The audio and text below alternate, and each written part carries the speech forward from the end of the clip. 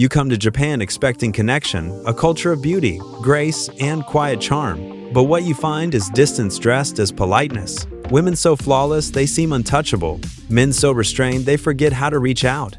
Here, even desire has rules, and breaking them feels like betrayal. So the women wait, and the men disappear into silence. Because in Japan, courage is rarer than love. This is a country where aesthetic perfection meets paralyzing social anxiety, where women are some of the most elegant, educated, and accomplished in the world, and also some of the loneliest, where the art of politeness has evolved into something so intricate, so layered, that it has become a wall between hearts rather than a bridge. The women here aren't waiting for rescue. They're succeeding building careers, traveling the world, living independently in ways their grandmothers never imagined. But beneath the flawless makeup, the designer handbags, the Instagram perfect lives, there's a quiet desperation, not for validation, not for money, but for someone brave enough to see past the politeness, to push through the silence, to simply try. Because in Japan, trying is the hardest part. The social rules are so rigid, the fear of causing discomfort so deeply ingrained, that many women would rather remain alone than risk the shame of rejection. And so they wait, they hope, they send signals so subtle that most men never notice them at all. This isn't a story about women who need saving. It's a story about a culture so beautiful, so refined, that it has accidentally made human connection nearly impossible. Walk through Tokyo's Shibuya crossing on a Friday evening and you'll see them everywhere. Women in their 20s and 30s, dressed immaculately, hair glossy and perfectly styled, skin that looks airbrushed in person. Outfits coordinated down to the smallest accessory, the bag matches the shoes, the nails complement the phone case. Japanese women have elevated personal presentation to an art form. It's not vanity, it's survival. In a society that judges harshly and forgives rarely, looking put together is a form of social insurance. It says, I respect you enough to show you my best self. It says, I won't burden you with my chaos. But here's what it also says unintentionally. Don't get too close. I'm fine. I don't need anything. The irony is crushing. Women spend enormous amounts of time, money, and energy making themselves beautiful, desirable, approachable, and yet the very perfection they achieve creates distance. Because perfection is intimidating. It suggests that someone has their life together, that they don't need help, that approaching them might be presumptuous. And in Japan, where presumption is one of the gravest social sins, that perception is enough to keep people apart. The makeup goes on every morning like a uniform. Foundation to create that porcelain smoothness. Eyeliner to make the eyes appear larger, more doll-like. Lipstick in soft pinks and corals, never too bold. The goal isn't to look sexy. Sexuality is too direct, too aggressive. The goal is to look kawaii cute, harmless, non-threatening. And beneath all of that, a woman who might be screaming inside for someone to notice her, really notice her. Not her appearance, but her. The person beneath, the carefully constructed exterior. But how can anyone see through the mask when the mask is designed to be impenetrable? In Japan, directness is violence. To state your needs plainly, to express desire openly, to ask for what you want, these are acts of social aggression. So instead, people communicate through implication, through context, through what is not said. This system works beautifully for business transactions, for maintaining social harmony, for navigating crowded spaces without conflict. But for romance, for intimacy, for the vulnerable act of letting someone know you're interested, it's a disaster. Japanese women are taught from childhood to read the erku ki wo yomu, to sense what others need without being told, to anticipate feelings and respond to them before they're expressed. It's a form of emotional intelligence that's deeply admirable, but it comes with a cost. The expectation that others can read your air too. So when a woman is interested in a man, she doesn't say it. She might laugh a little longer at his jokes. She might text him back quickly. She might agree to meet for coffee alone, which in the Japanese social calculus is already a significant signal. But if he doesn't pick up on these cues, if he misreads her politeness as mere friendliness, she won't clarify, she won't push, she'll simply fade away. And she'll assume the rejection is a reflection of her inadequacy rather than his obliviousness. The men aren't cruel, they're just lost in the same fog of indirect communication. Many genuinely don't realize a woman is interested until years later, when it's far too late to do anything about it. And so both sides wait for the other to be brave. Both sides hope someone will break the pattern, but the cultural weight is so heavy that bravery feels impossible. Here's where the story gets more complicated, because it's not just that women are shy, it's that an entire generation of Japanese men has opted out of the game entirely. They're called Soushoku Danshi herbivore men. The term was coined in 2006 to describe young Japanese men who show little interest in romantic or sexual relationships. They're not hostile to women. They're not incels nursing resentment. They're simply uninterested. Or perhaps more accurately, exhausted. These men grew up watching their fathers work themselves to death, literally. Japan has a word for it, karoshi, death by overwork. They saw men sacrifice everything for companies that would discard them without hesitation. They saw marriages that existed only on paper, where fathers came home too late to see their children, where intimacy had been replaced by obligation. And they said, no thank you. So they live quietly. They work enough to support themselves, but not to advance. They spend their money on hobbies, video games, anime, collecting figurines, cycling. They maintain friendships, but avoid romantic entanglements. They're polite, gentle, non-threatening. They're everything Japanese society says men should not be. And Japanese women, they're bewildered. Because they were told that if they got educated, got good jobs, stayed beautiful, stayed modest, the right man would appear. But the men who remain in the dating pool are often the ones who fit the old mold, the ones who want traditional wives, who expect women to quit their careers after marriage, who view partnership as a hierarchy rather than a collaboration. The progressive men, the emotionally available men, the ones who might actually make good partners, many of them have withdrawn entirely. Not out of malice, but out of self-preservation.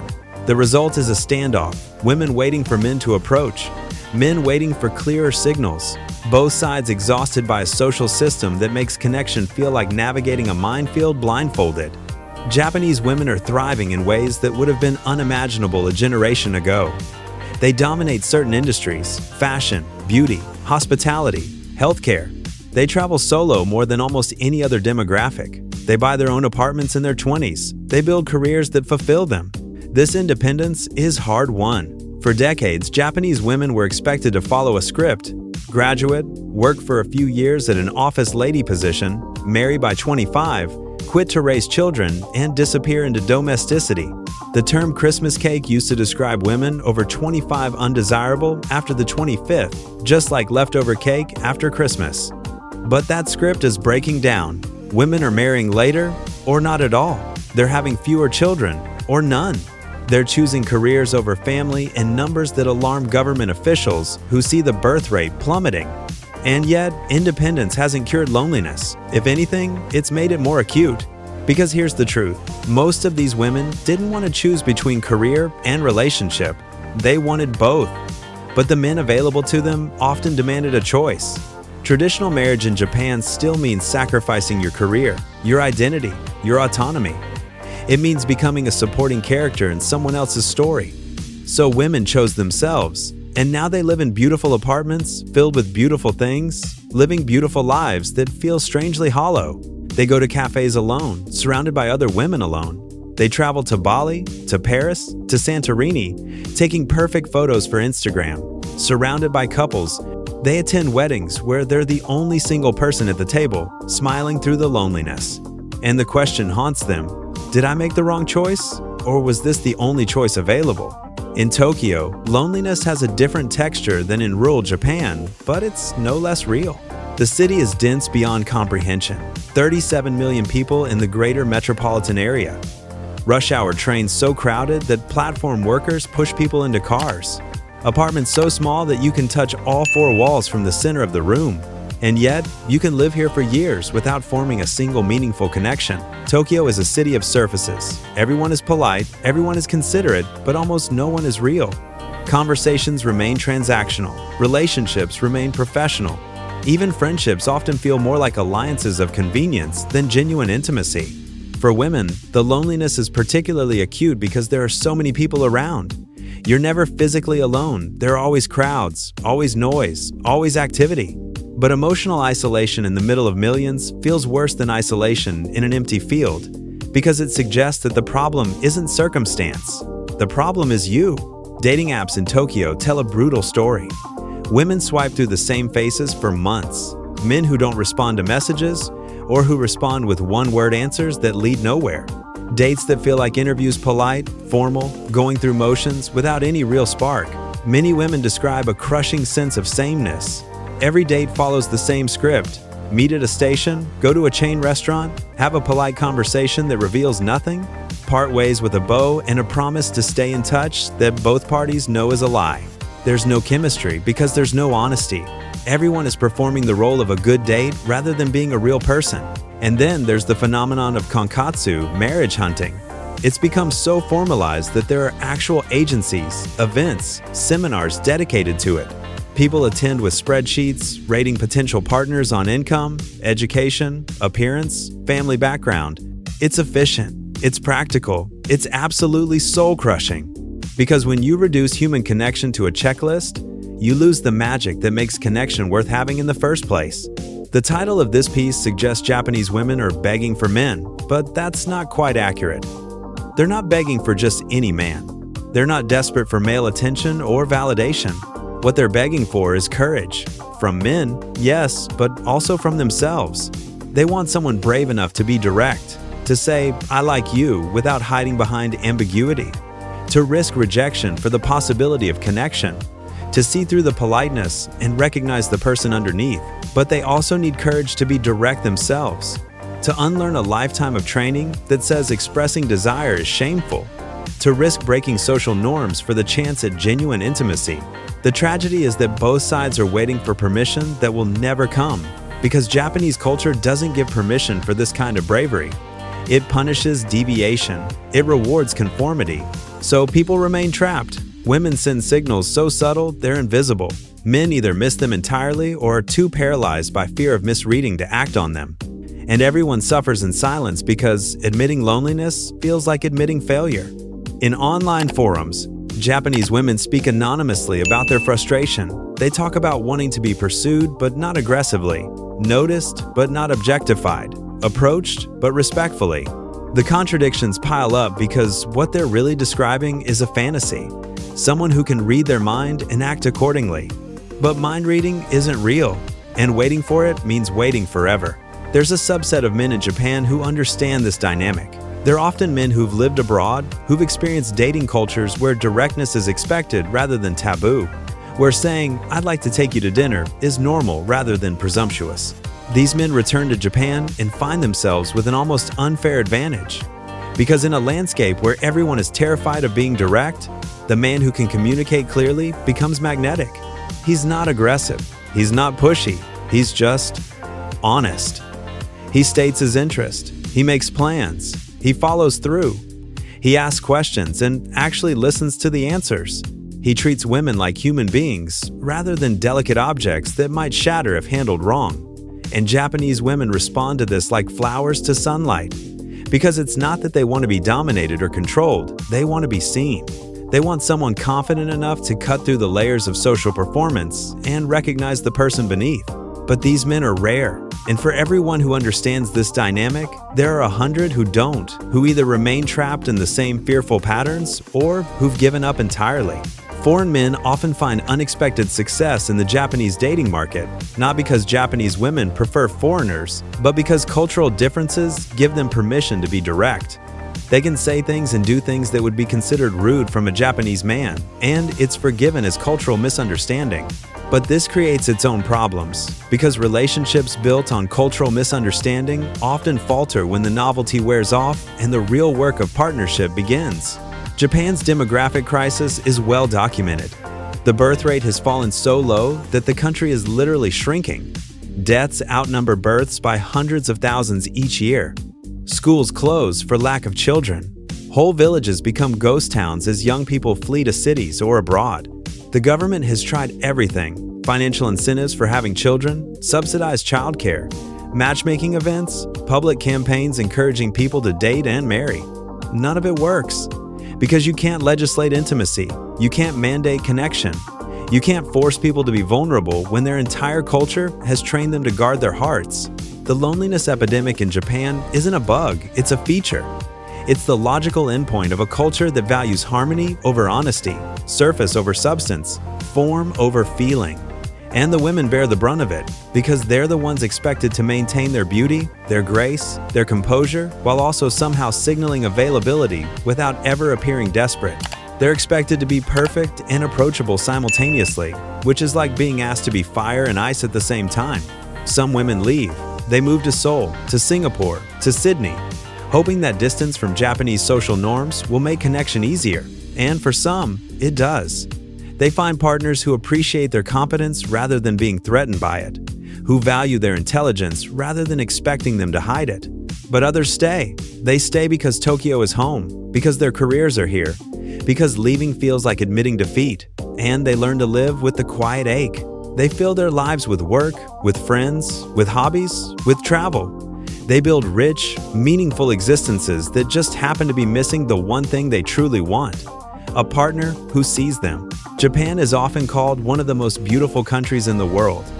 The cherry blossoms in spring, the autumn leaves, the snow-covered temples, the neon-lit streets of Tokyo. It's a country where aesthetics are taken seriously, where beauty is not just appreciated, but expected. And Japanese women embody that aesthetic ideal. They're some of the most beautiful women on the planet, not just physically, but in the way they carry themselves. There's a grace, a refinement, an attention to detail that's mesmerizing. But beauty is a burden when it becomes mandatory, when your worth is tied to maintaining an impossible standard, when aging is treated as a form of failure, when every wrinkle, every gray hair, every pound gained feels like evidence that you're no longer worthy of love. The anti-aging industry in Japan is massive. Women in their 20s already using products to prevent wrinkles they don't have yet. Clinics offering procedures to make faces smaller, eyes rounder, skin whiter. The pressure is relentless. And beneath it all is the fear. If I'm not beautiful enough, no one will want me. If I let the mask slip, they'll see the real me and run. But the cruelest irony is that the beauty itself creates distance. Men see these polished, perfect women and assume they're out of reach. Or they assume such women must already have partners. Or they're simply too intimidated to try. So the women remain alone, trapped behind the very beauty they worked so hard to create. Occasionally, something breaks through. A man brave enough to be direct. A woman tired enough to stop pretending. A chance encounter that bypasses all the social programming and creates a moment of genuine human connection. These stories exist, and they're beautiful when they happen, but they're rare enough to be remarkable. They're the exception that proves the rule. Most people simply learn to live with it. They accept loneliness as the price of living in a society that functions so smoothly in every other way. They trade connection for stability, intimacy for harmony, love for peace. And maybe that's a valid choice. Maybe the relentless social cohesion, the low crime, the efficient trains, the clean streets, maybe all of that is worth the cost of loneliness. But watching it from the outside, it's hard not to wonder if there's a better way. If a culture could maintain its beauty and grace while also making room for human messiness. If people could be both polite and honest, both respectful and direct. Japan shows us what happens when we optimize for everything except connection. When we build a society so refined that there's no room left for the clumsy, awkward, beautiful process of two people figuring out if they fit together. The women aren't begging for men, they're begging for courage, their own and others. They're begging for a world where saying, "I like you" doesn't feel like jumping off a cliff, where rejection stings but doesn't devastate, where trying and failing is better than never trying at all. They're begging for permission to be human in a culture that demands perfection. And until that permission comes from society, from each other, from themselves, they'll continue to wait. Beautiful, accomplished, lonely, hoping that someone, somewhere, will be brave enough to see them. What would you do in a place where even saying hello feels like a risk? Could you push through the silence, or would you become part of it? Let us know in the comments. And if this glimpse into modern Japan made you see beauty and loneliness differently, subscribe, because we're just getting started. Because the loneliest places aren't always empty. Sometimes they're the ones filled with people too afraid to reach out.